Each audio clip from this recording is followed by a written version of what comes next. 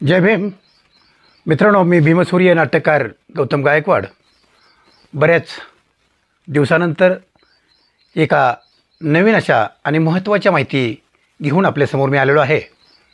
प्रत्येकाला फक्त एवढंच माहीत आहे की डॉक्टर बाबासाहेब आंबेडकर यांनी घटना लिहिली.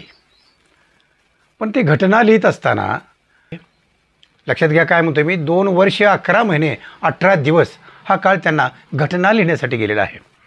पण ज्यावेळी ही घटना अंमलात आणण्यापूर्वी बाबासाहेबांनी जे अतिशय महत्त्वाचं आणि मार्मिकरित्या जे भाषण केलं ते भाषण मी तुम्हाला ऑडिओ स्वरूपात ऐकवणार आहे. कारण घटना समितीमध्ये काय बदल आहेत, घटना कधीही तुम्ही बदलू शकता, घटना बदलण्यासाठी नियम काय आहेत, हे या भाषणात त्यांनी अतिशय स्पष्ट व सुंदर असं सांगितलेलं आहे. ते आपण पाहायचं आहे. म्हणूनच मित्रांनो, मी प्रत्येक वेळी सांगतो की इतिहास कुणीही विसरायचा नाही. जो इतिहास विसरतो तो इतिहास घडवू शकत नाही. तर मित्र हो, आपण जास्त वेळ न घालवता आपण पाहूयात. तर घटना समितीची स्थापना झाली त्याचवेळी अगदी घटनेवर शेवटच्या क्षणी बाबासाहेबांनी जे भाषण केलं ते आपण भाषण पाहूया. जय भीम, नमो बुद्धाय. आपणा भारतीय लोकांपुढे जे मोठे कार्य पडलेले आहे त्याबद्दल माझी विचारसरणी ही अशी आहे, ती काही जणांना पसंत पडणार नाही. भारतातील काही थोड्या लोकांनी राजकीय सत्ता गाजवण्याची मिरासदारी पुष्कळ काळ उपभोगली आहे. बाकीचे बहुजन लोक हे सत्ताधीश लोकांच्या आज्ञेत राहून कसेबसे जीवन कंठणारे पददलित लोक होत. राजकीय सत्तेच्या मिरासदारीमुळे बहुजन समाजाला आपली सर्वांगीण उन्नती करून घेण्याची संधी कधीच मिळाली नाही. त्यामुळे मानवी जीवनाचे महत्त्व काय याची जाणीवसुद्धा या बहुजन लोकांमध्ये उरलेली नाही. स्वतःचे व्यवहार स्वतःच चालवावेत असे त्यांना वाटते व त्यासाठी तसा अधिकार त्यांना पाहिजे आहे व तो मिळवण्यासाठी ते आता सिद्ध झालेले आहे.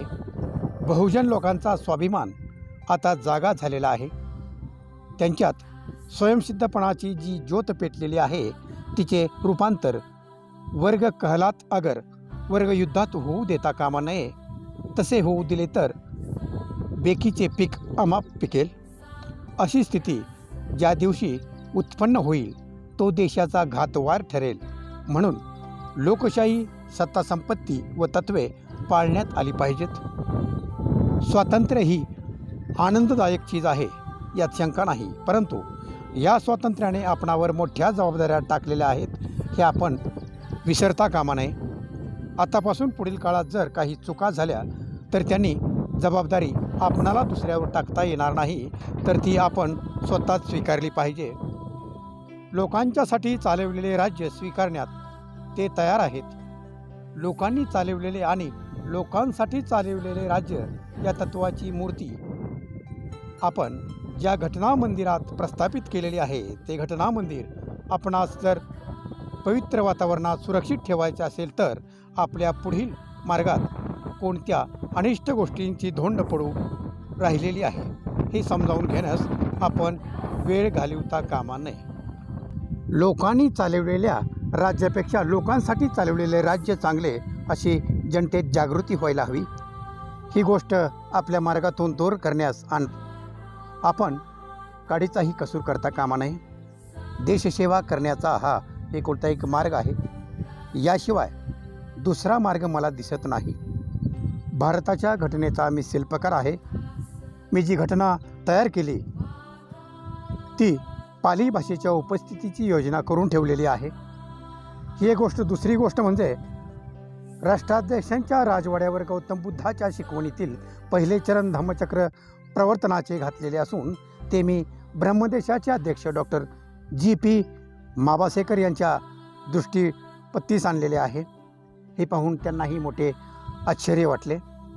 तिसरी गोष्ट म्हणजे भारतीय पार्लमेंटच्या निशाणावर अशोकचक्र हे भारत सरकारचे प्रतीक म्हणून घटनेत मान्य करून घेतलेले आहे.